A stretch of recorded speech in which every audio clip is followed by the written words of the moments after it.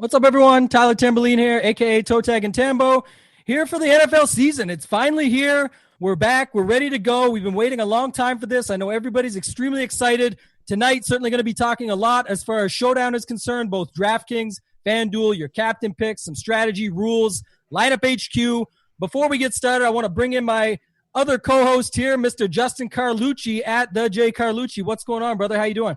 Good to be on a show with you again. Good to talk some football, a little change of pace. We did a lot of golf shows throughout the summer, and there's a lot of doubts for one reason or another about whether or not there'd be an NFL season, but here we are. All systems are go. We are like a half an hour away from showtime, and really we might have the best game of and highly anticipated contest of week one right here on Thursday night. Showdown, prime time. We couldn't ask for a better way to kick off the season, Tambo. Yeah, we'll get into lineup HQ in a second. For those of you that don't know and you're all here, I know it's a free show. We're going to be doing this weekly. It's going to be a lot of fun. Trying to bring as much entertainment as possible. There's a lot of content out there, but I think the thing about it is all those content shows are using that content and then trying to look for a tool to utilize those picks, plays, whatever you want to call it. So we've got the best tool right here in lineup HQ. I've got it up on my screen. We are going to be digging into how we build some of these lineups, whether it's for an MME perspective or single entry 3-max, whatever suits your fancy. We're going to have every action available there for you guys.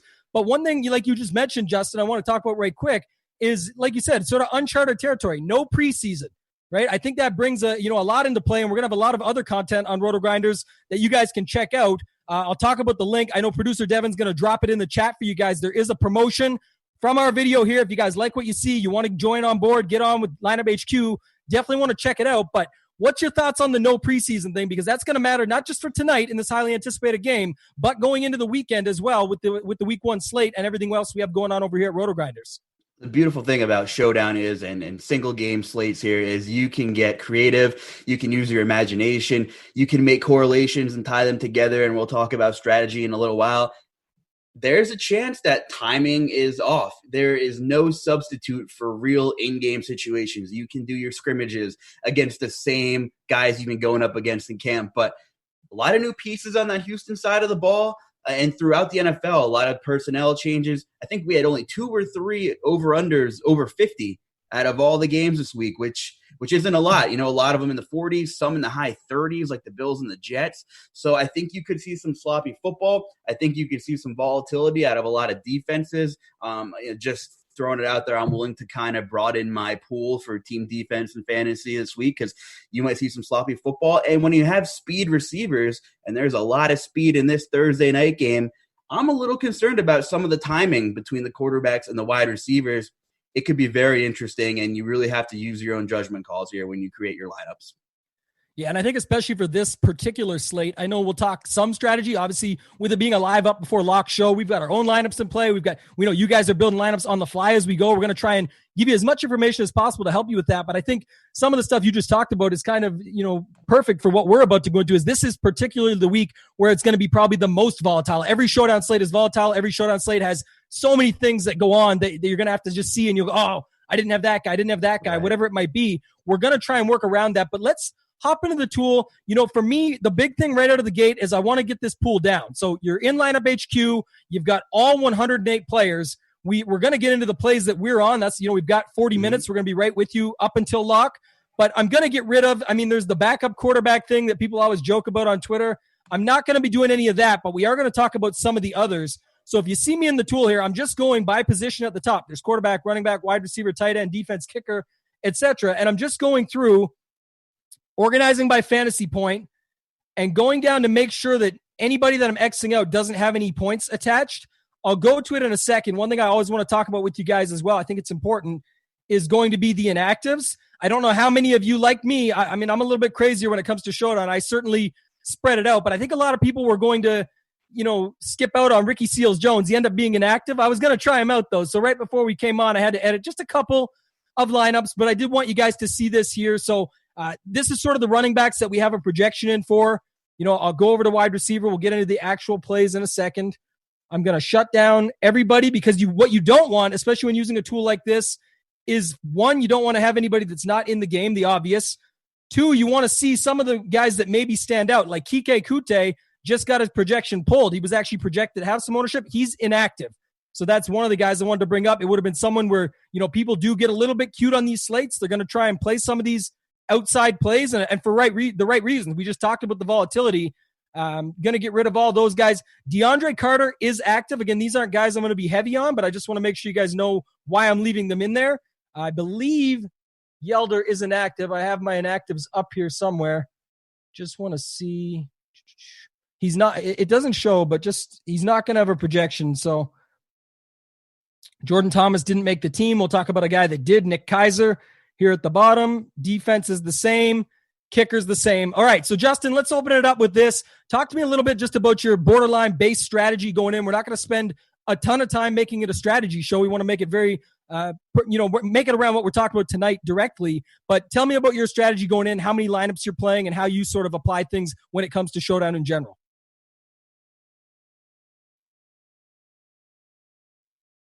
I think you're muted.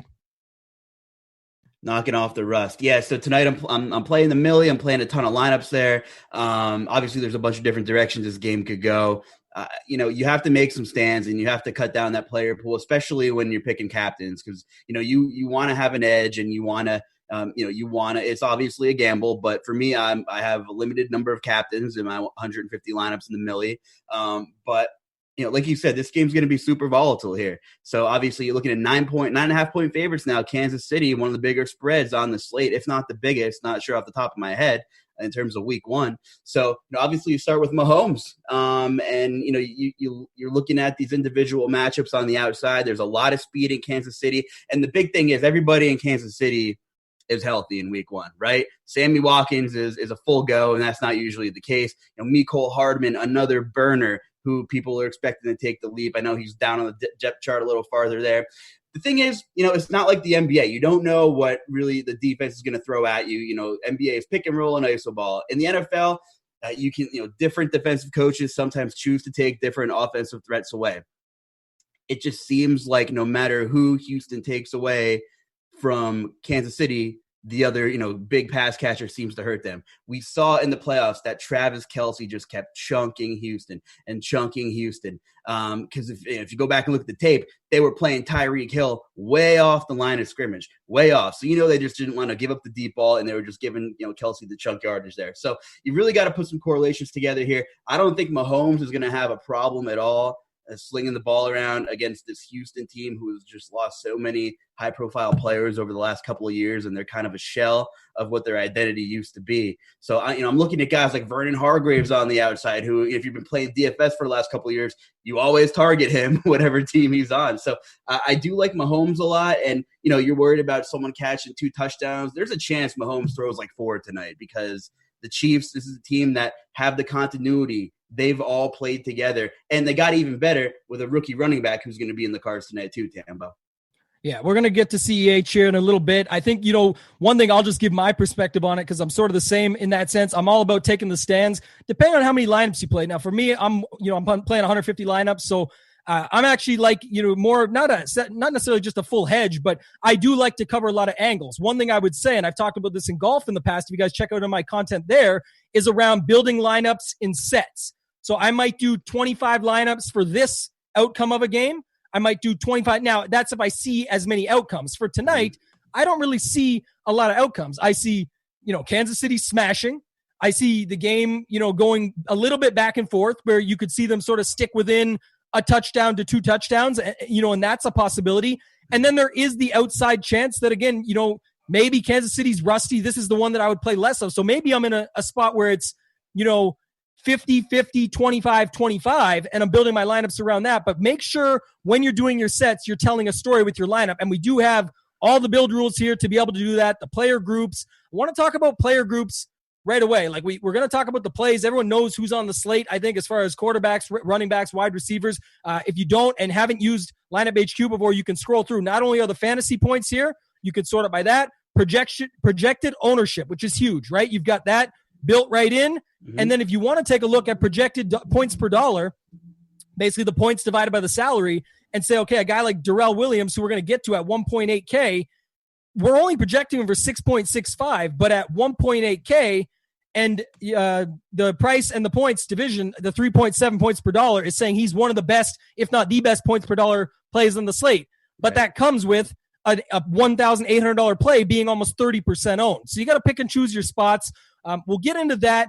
Talk to me about rules for a second, or groups. Is there anything that you have as must-have rules or groups that you set up? I've got some, but I want to hear from you first. I don't really have any must-haves unless some weird stuff keeps popping up on the optimizer, when you're going through your percentages. I just like it to kind of go with my correlations. Typically, a lot of people, for example, like to pair running back with the team's defense, right? Because you get a big lead, you kind of choose some clock kind of thing, and the game script kind of adheres accordingly. So this tool that we have, the player group tool, makes things easier. I mean, if I'm hypothetically saying, if that's something you want to go all in on a slate, you can say, hey, use 2 of 2, use CEH, use the Chiefs defense together. So really, this is why, this is just a feature of some of the top of the line tools that we have here, RotoGrinders.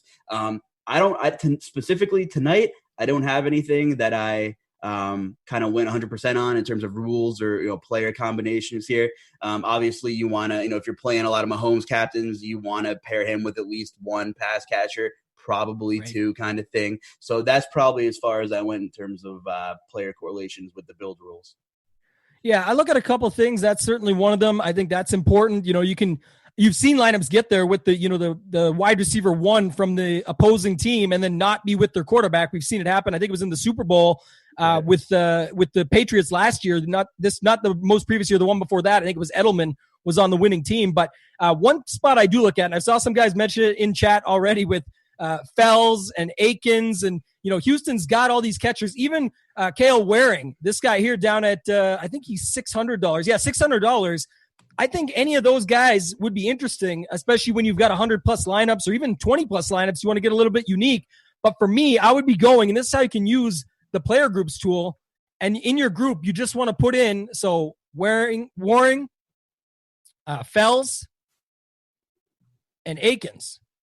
And you can just say use at most 1 player, right? If you were okay having 2 of them in there, you could say at most 2. For me, it would be at most 1 because I don't really think 2 of them are going to get there. If Fells and Akins both catch a touchdown, this rule could hurt you, but so could a lot of rules, or if you don't set rules. And to Justin's point, he doesn't have a lot.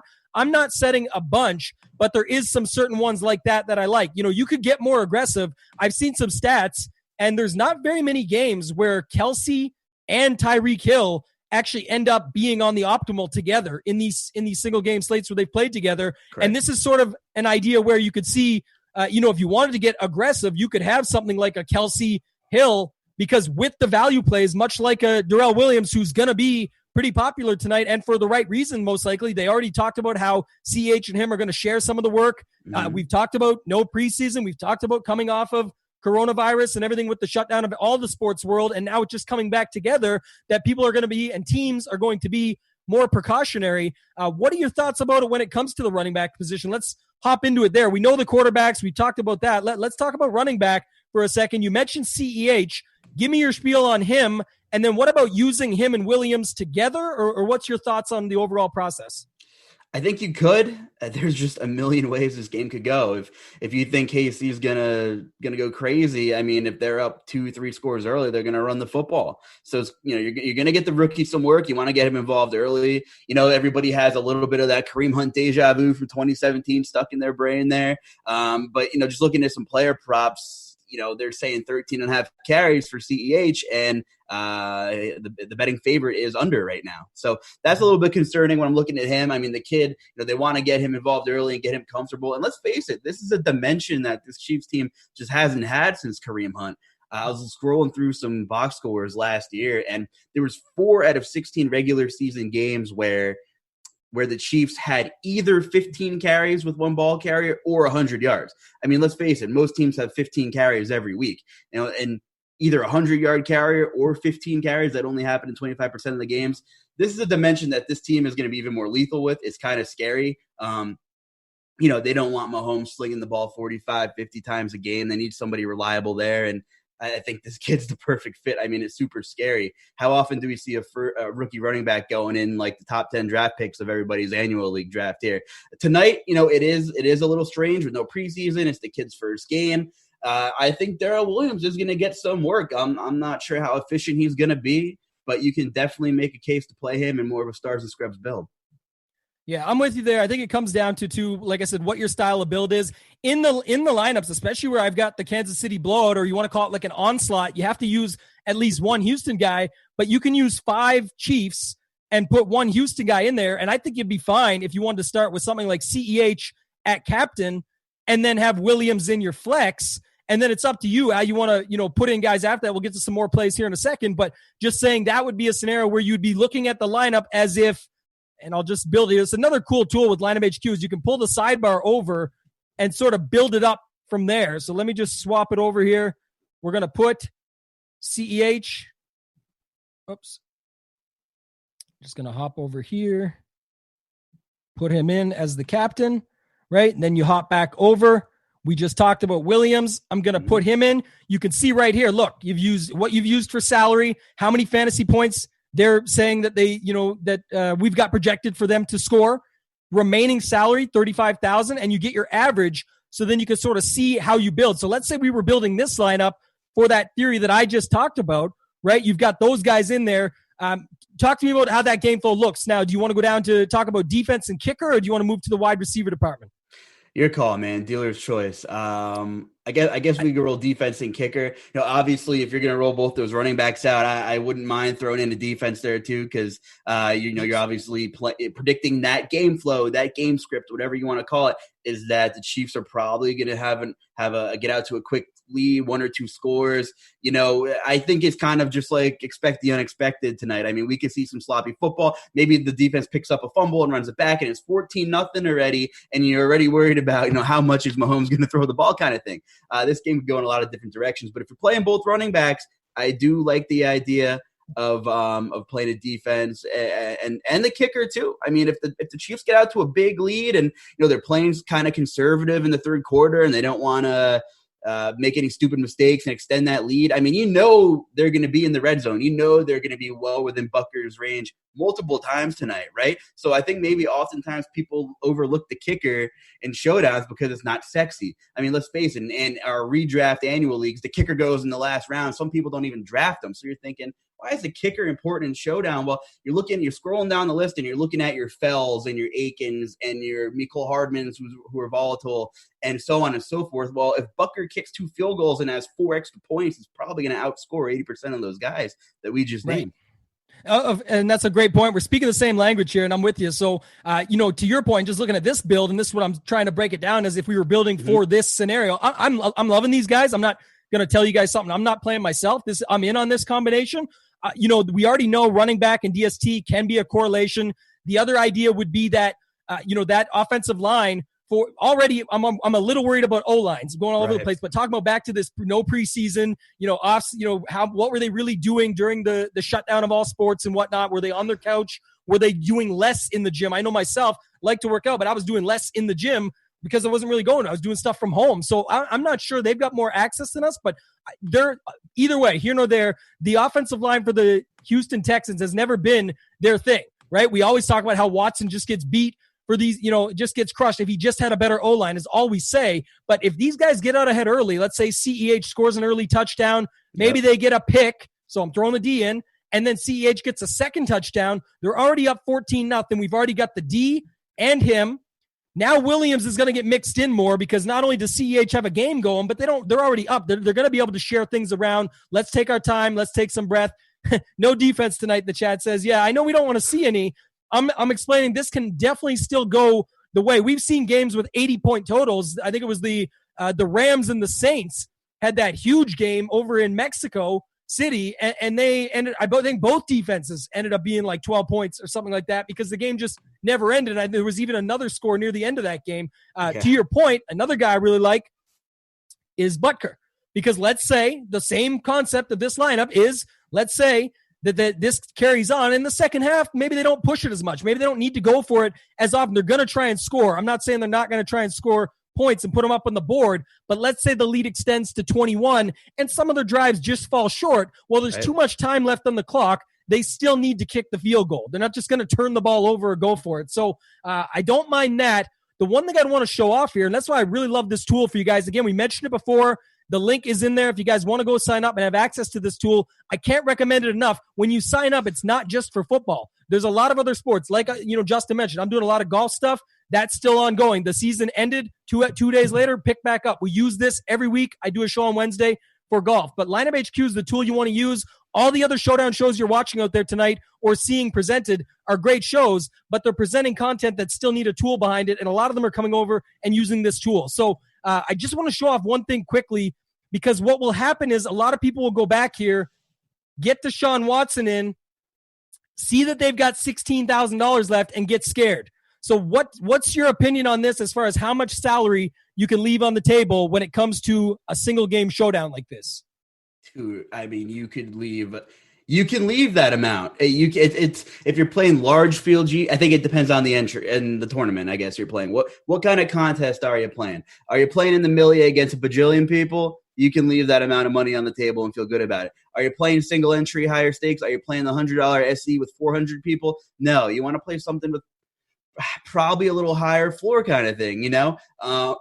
Is your upside limited here without a pass catcher from Watson? Maybe. I don't know. I mean, you're playing. Oh, obviously, you have Fuller at the bottom here. I just showed that for after. Carry on. I was like, oh, yeah, man. It's all good. He's doing magic on week 1 here right in front of my eyes. But, yeah, so you can go different ways here. Definitely don't be afraid to leave money on the table. I mean, in a lot of my bigger wins last year, I left at least probably $1,200 to, I don't know, $2,000 or $3,000 in some games. There's just so much talent in this game, and everybody's pretty much priced accordingly, especially in the Kansas City side of the ball. It's tough. It's tough to leave a good chunk of money on the table. But that lineup right there for the game script idea we just talked about, there's nothing wrong with that. Yeah, and I think that's why I plugged Fuller in, because this would just be the natural build that people would go to. I don't expect this lineup to be extremely duped or anything, but the whole point was to show you guys, to tell a story, to show off the tool, because I think this is incredible, especially, you can just press save here, and I'll show you guys later where that goes. But if you're doing any single entry or 3 max, don't think this tool is just for those guys and girls that are entering 150 lineups. You can use this for single entry and play around with it this way. The reason I showed this lineup, Justin, was because what I want to show off is, one, a couple things. I mean, this still leaves 8,000. I'm more than okay with that. Most people would say, though, why don't you just say, let's see no defense, let's cheer for no defense, and let's plug in Tyreek. Oops, I clicked the wrong thing. Let's plug in Tyreek. Now you're still leaving 1,000. Most would say there's no way the defense outscores Tyreek. But I think the only thing I would say about that, on paper, before the game starts, forget showdown, forget DFS, forget anything, everybody's going to take the bet of Tyreek Hill over the Chiefs defense. But that's not what this is about, and that's what you got to remember, right? When you go back, this lineup still works. Don't get me wrong. I know it's a little weird because it's got Hill and no Mahomes. You could always change that. This is the onslaught. I'm just showing you guys some ways to work it around, right? You can still fit this, but keep in mind, the less money here, now we're down to 200, the less likely it is to be unique. This is probably a pretty common build tonight, right? It's Mahomes. It's the running game. Let's say this, game script is Mahomes to Hill early. The running game takes over. Butker for those failed drives in the second half. And then Fuller has to be the guy on the other side, right? Yep. But then I'm saying it's just like it was the other way with the Hill situation. The idea was the running game did all the work. Therefore, why would they press with Tyreek Hill or acquire him or need him? That's why that other lineup still works with $8,000 left on the table. So I wanted to show you that. The other thing is where a lot of people get into trouble, in my opinion, if you're trying to win the $1 million, you want to be unique, but you still want to be smart about it. You don't need to be too cute and look for all these one-off plays, which we'll get to that section. But my point would be around this. Now you see this lineup. I just told you this is going to be duped. It's going to be common. I think this is a popular build with $200 left on the table. What I want to show off is that everyone just assumes when you got the money, you need to take the highest wide receiver one. There's no reason, and I like both Stills and Cobb. And not to mention Cooks, by the way. I should talk about Cooks. He is playing. He is active. He's going to be in the game. But I just give a point here for 2 seconds. Let's say Cobb, because the whole point is the Houston offense can't get anything going. So now what they need to do is just try and move the ball, move the chains, move the needle to try and get some spark. What if that means 5, 6, 7 catches for Cobb in the second half alone, on top of, one that he broke for 20 in the first half? Maybe he's the only guy that really does damage for them. And I know this leaves 4,000, but it's much more unique. It still tells the same story as before. Any more thoughts on this before we move into the next? We'll go into the wide receiver as a whole, Justin. No, let's do that. Let's dig into these wide receivers, Tambo. We got about 10 minutes left in the show. A lot of speed on both sides of the ball. And, you mentioned Brandon Cooks, and how healthy is he? I mean, we don't know. He's good enough to play. Riddle me this. There's no preseason. What if Kansas City goes up early? Do they start kind of watching his snap count to, kind of keep him healthy for the rest of the year? I don't know. Looking at the Kansas City corners, some of them are slow. Rashad Fenton, I think he runs over a 4.5 40. There's some pretty sick Brandon Cook stats on what he does to slower corners. So, with Fuller and Cooks, I know we talk about the timing that Houston might be a little off, but these are guys that could take broken coverage to the house in the blink of an eye, and this slate, in a snap of a finger. Those a lot of our game correlations could be shot here. So this is a really tricky slate. I mean, yeah, they lost DeAndre Hopkins. My worry is he was like the security blanket for Deshaun Watson. He had, I don't know the exact number, but he was top 3 in the league, I think, in quarterback targets under pressure. So where's the ball going to go now? Fuller and Cooks don't strike me as possession guys. We know they're not kind of, 7-yard in routes, move the chain type grinders. Is it going to be Randall Cobb? I mean, he's pretty cheap. He's going to see a lot of the honey badger, who's really good in man coverage. Is it going to be one of these tight ends? Are they going to dink and dunk? Are we going to see some check downs? Are we going to see Duke Johnson in his little niche role, playing from the behind? And Kansas City's in the prevent coverage in the second half. And here goes Duke Johnson, 5 yards at a time, 3 catches on the last drive. There's 3 points right there, and he's cheap. So there's a lot of ways to run back these the Kansas City lead game script with a lot of these Houston Texans guys. And obviously you can run the football in Kansas City too. So my fear in a lot of my builds is Houston takes the ball, runs right down Kansas City's throat with David Johnson, because you can run on Kansas City. And then I'm probably scratching my head because I don't really hedge for that. I think it's not that likely that it's going to happen. I don't know what kind of David Johnson we're going to see, but this is the ROI darling that Bill O'Brien got with the Hopkins deal. So those are kind of my thoughts there. David Johnson's really only in play in a couple of game script ideas in my head. Yeah, and we're getting close to lock here. I know we didn't spend a lot of time on everything and on football. Some guys want to see the running backs. We talked about CEH. We talked about that. If you're going to go with a Houston-heavy script, I think the obvious is David Johnson and doing something crazy like using him in the captain and just going the complete opposite way. Again, I'm not doing that for a lot of my lineups. I'm focused more on the Kansas City side. The one thing for me, and we got a few minutes left here, I'll talk about is I'm trying to avoid more of those 5-and-1s. I obviously have to have some of them, but they're more like what I just showed, leaving money on the table. Is there anything you're doing? Like I'm going, 3-and-3s and 4-and-2s and hoping it's a little more back and forth versus the 5-and-1 that I think a lot of people are going to run and just auto assume. And then, like I said, I have some of the other guys. So I'll get that from you first, and then we'll get into sort of if you've got any punt plays that you like at the bottom.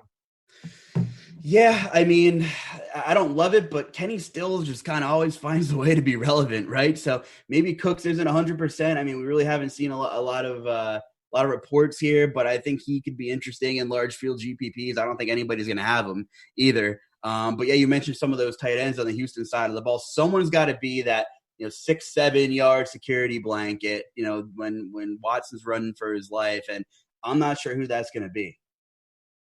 Yeah, that's sort of my thinking. It's Stills, Cobb. Like I said, if you want to set up rules for that, you can do that as well. I the only other rule I can think of that I was going to mention was with the wide receivers, and it would be with guys like Demarcus Robinson, down here with him, or if you want to do it with Mecole Hardman, you could do at most one. I don't really see a lot of scenarios where both get there. Same for the other side. It's going to be tough to see, like I mentioned with those tight ends. But even on this side here, if you've got, DeAndre Carter or Cooks, you could put, max one of those and hope that if an injury situation, right, if you got a spot where Cooks gets injured or they decide to hold him out, it's probably not going to be both of them getting there. So I think that's one more way. And then lastly, the only other two that I had were, a couple guys. One was Kaiser. These are like you're taking a 0 in your lineup. I would play at most 1, and you got to risk it and just take a chance. But Waring for Houston, 6'5", runs a 4.6. He's sort of behind Kelsey, but he's been getting the tutelage from him. Let's say they get the game out ahead. He's a punt that I would use. Or sorry, that's Kaiser. And then Waring is on the other side where you're looking to use it versus Kansas City. So these are just the two punts that I was going to use. I think tight end is one of the better spots to punt on this slate. Any final thoughts, Justin, before we get out of here? No, I think we covered a lot of ground. Good luck to everybody. Hope you found some of this, some of these angles interesting. Looking forward to doing this every week with you. Enjoy week 1 of NFL. It's here. Yeah, we're excited to be back, guys. This is going to be fun every week to go through with you. We'll bring more as we go along. We might even have to bring a strategy show along for during the week so we can spend less time on that and just refer people back to it, more time leading up to it on the show. But definitely appreciate you guys. If you have anything else, reach out. Find me on Twitter at Totag and Tambo. Hit us up, either of us in the Discord. We'll go from there. Other than that, thank you and good luck.